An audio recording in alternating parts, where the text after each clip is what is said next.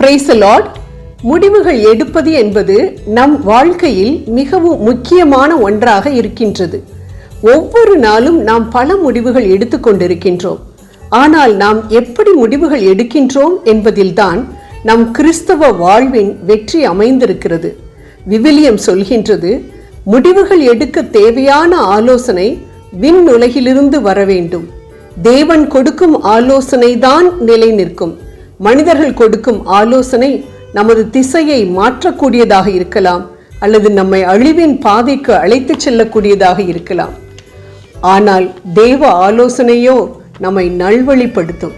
அப்படிப்பட்ட தேவ ஆலோசனையை நாம் எப்படி பெறுவது?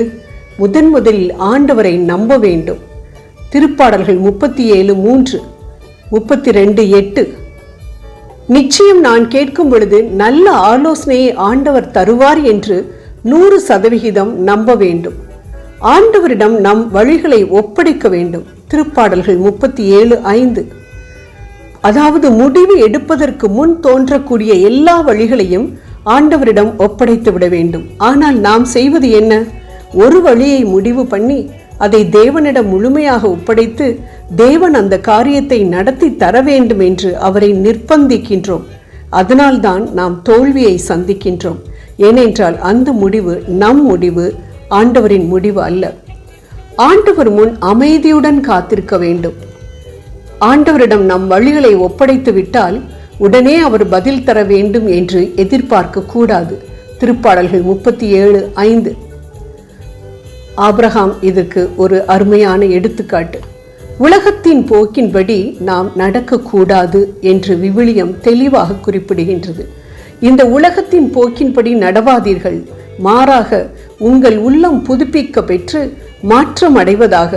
அப்பொழுது கடவுளின் திருவுளம் எது என தேர்ந்து தெளிவீர்கள். எது நல்லது, எது உகந்தது, எது நிறைவானது என்பதும் உங்களுக்கு தெளிவாக தெரியும்.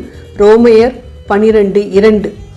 நாள் நட்சத்திரம் பார்த்தல், ஜாதகம், பெயர் பொருத்தம், ஜோசியம் கேட்பது, ராசிபலன் பார்த்தல், இவை அனைத்தும் உலகத்தின் போக்கு என்பதை நாம் மறக்கவே கூடாது.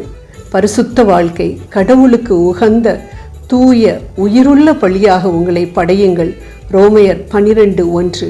நமது சொல், சிந்தனை, செயல் அனைத்தும் தூயதாக பாவமின்றி காணப்பட்டால் நமது முடிவுகள் சிறந்த முடிவுகளாக இருக்கும். எப்படி தேவ ஆலோசனையை நாம் அறிந்து கொள்வது? முதலில் நாம் பார்க்கக்கூடிய காரியம், விவிலிய வார்த்தைகளின் மூலமாக ஆண்டவர் நமக்கு ஆலோசனை தருவார். 2 தீமோத்தேயு 3 16 மற்றும் 17 இறை வார்த்தைகள் இதை உறுதிப்படுத்துகின்றன. தூய ஆவியானவரின் உறுதி, ரோமையர் 8:16. ஒரு காரியத்தை குறித்து தூய ஆவியானவர் நம்மிடம் ஆணித்தரமாக பேசுவார். சூழ்நிலைகள் எதிராக இருந்தாலும் கூட, சந்தர்ப்ப சூழ்நிலைகள் ஒரு சில வாசல்களை மூடி நாம் எதிர்பார்த்திராத வாசல்களை திறப்பதின் மூலம் அவர் ஆலோசனையை அறிந்து கொள்ளலாம். இதற்கு ஜெபத்தில் ஆண்டவரின் உறுதிப்பாடு தேவை. தெய்வீக காட்சிகளின் மூலமாக, அடையாளங்களின் மூலமாகவும் ஆண்டவர் ஆலோசனை தருவார் மற்றும் தேவ மனிதர்கள் மூலமாக ஆண்டவர் ஆலோசனை தருவார் என்று ரோமையர் 12:6-8 வாசிக்கின்றோம். ஆக ஆண்டவரின் வார்த்தை, தூய ஆவியானவர் மனதளவில் ஏற்படுத்தும் உறுதி, சந்தர்ப்ப சூழ்நிலைகள் ஆகிய மூன்றும் ஒரே நேர்கோட்டில் வந்தது என்றால் அது ஆண்டவர் கொடுக்கும் ஆலோசனை என்று எடுத்துக்கொள்ளலாம். ஜெபம் பண்ணுவோம். அன்பான ஆண்டவரே, எந்த முடிவை நான் எடுத்தாலும் அதை உமது பாதத்தில் வைத்துவிட்டு நான் எடுக்க எனக்கு கிருபை புரிந்தள்ளும். எவ்வாறு ஆபிரகாமிற்கும் நோவாவிற்கும் நீர் மாஸ்டர் பிளான் போட்டு வழிநடத்தினீரோ அதே போல என்னையும் வழிநடத்த வேண்டும் என்று அன்புநாதன் இயேசுவின் வழியாக கெஞ்சி கேட்டுக்கொள்கின்றேன். அன்பின் பிதாவே, ஆமென்.